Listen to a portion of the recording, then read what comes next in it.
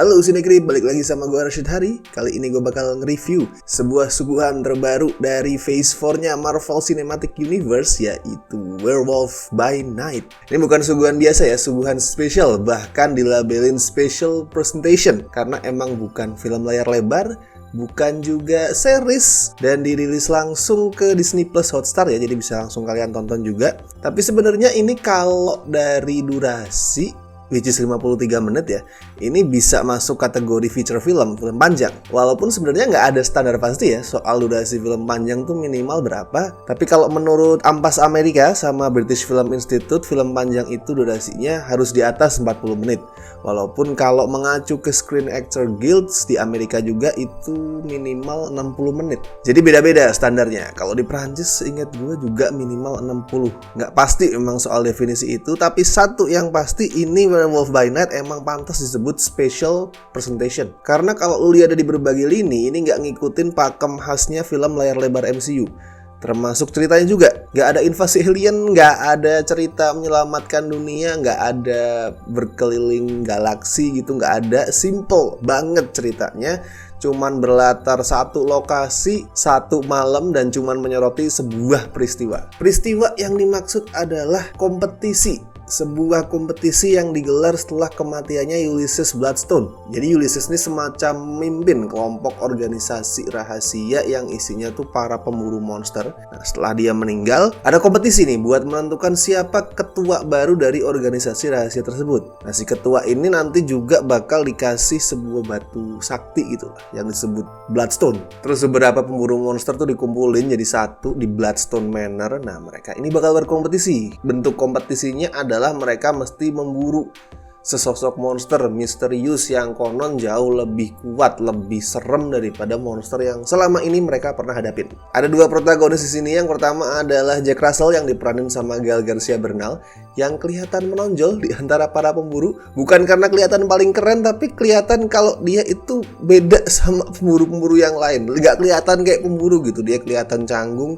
kelihatan pria baik-baik. Walaupun sebenarnya ya dia adalah werewolf yang dimaksud di judul Werewolf by Night. Bukan spoiler ya ini ya. Soalnya emang udah diketahui bersama, udah diungkap kalau si Gael Garcia Bernal ini bakal mainin werewolf. Dan buat gue dia tuh punya kecanggungan yang pas gitu buat jadi jagoan ala-ala MCU.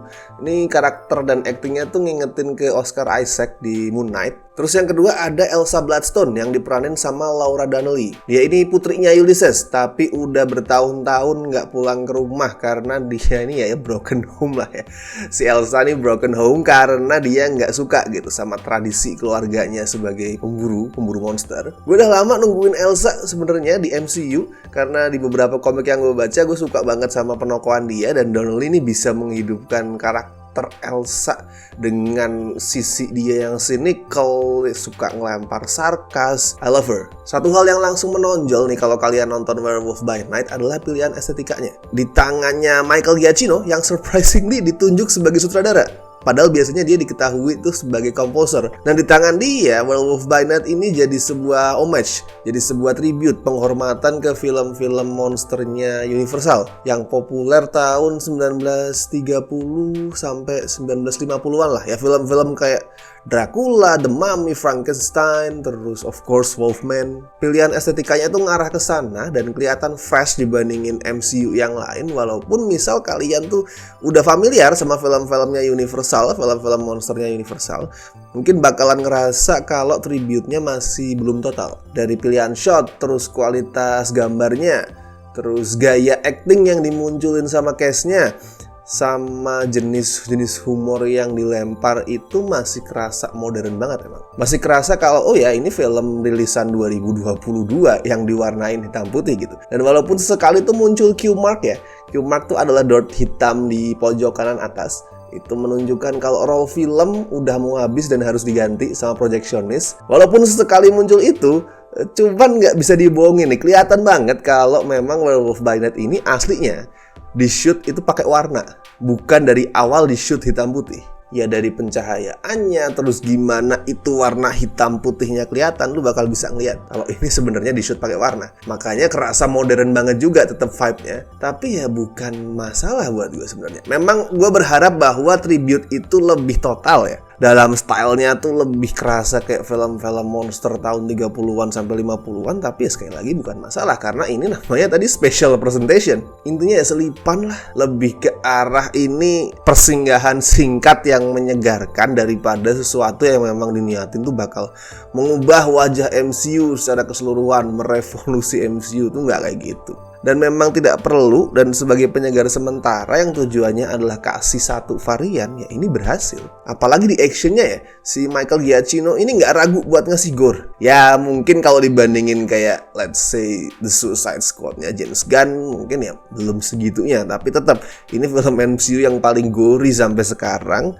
Brutal, tiap kematian yang ditampilin sama Giacchino tuh nggak ada yang cuman sebatas mati gitu. Lu akan ngeliat darah muncrat, anggota tubuh yang terpotong dan segala macam, dan itu fun. Satu lagi keunggulan Werewolf by Night adalah keseimbangan.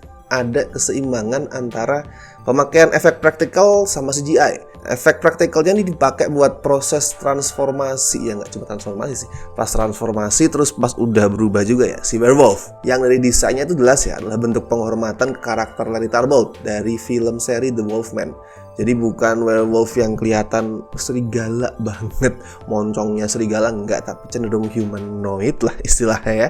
Masih memperlihatkan sisi manusianya Jack Russell. And it looks good, sesuai lah sama era yang dijadikan sumber utama referensinya. Nah, sedangkan CGI-nya itu buat menghidupkan karakter Man-Thing. Selain Elsa Bloodstone, ini juga karakter yang udah lama gue tunggu bakal nongol di MCU, dan juga kelihatan bagus. Jauh kalau dibandingin banyak produksi-produksi MCU yang langsung tayang di Disney Plus ya, series-seriesnya ya. Apalagi She-Hulk sekarang yang ya banyak kurangnya CGI-nya. Nah, ini bagus, Man-Thing bagus. Detail tubuhnya tuh yang banyak jamur-jamur, banyak tumbuhan atau apapun yang semua nempel itu kelihatan meyakinkan. Kalau skor buat Werewolf by Night ya gue kasih 7,5 dari 10 lah. Ini makin bikin gue yakin nih kalau gue punya opini yang beda dibandingkan banyak orang yang bilang kalau Phase 4 adalah phase terlemahnya MCU so far.